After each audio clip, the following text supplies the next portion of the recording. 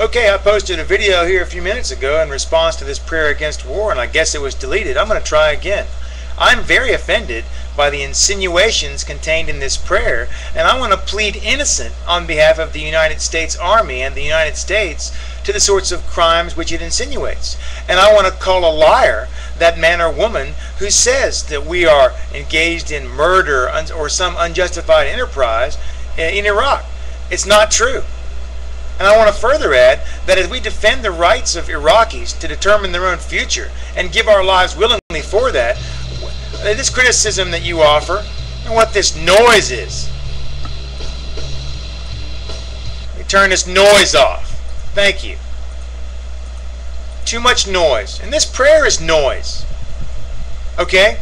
What it is it's a semblance of a prayer. It's a pretense of a prayer. I don't think it got past the roof, frankly, because Jesus admonished his disciples to sell their garments and buy swords.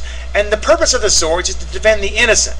And this exaggeration of 600,000 Iraqis killed by Americans is not only an exaggeration, but it's a lie, because the most civilians have not been killed by Americans at all, but by those who, as you daily hear in the reports, blow up ice cream stands and bus stops and hospitals and soccer celebrations, etc., etc., etc. Now, the United States didn't cause that.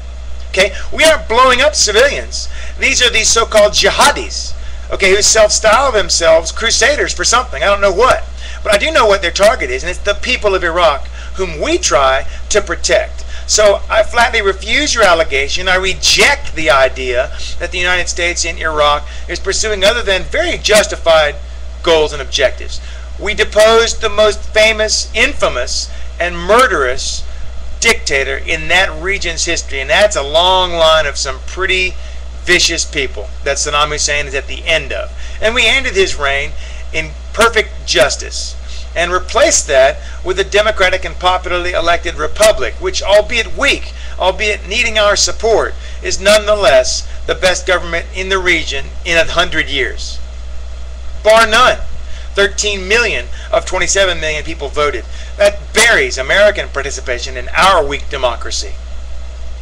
And the people giving their lives daily on the streets, like the soldiers from the United States who are there, want nothing more than for it to all be over, of course. But do they want to surrender to those who teach 12-year-olds to cut off the living heads of their political and religious opponents? No.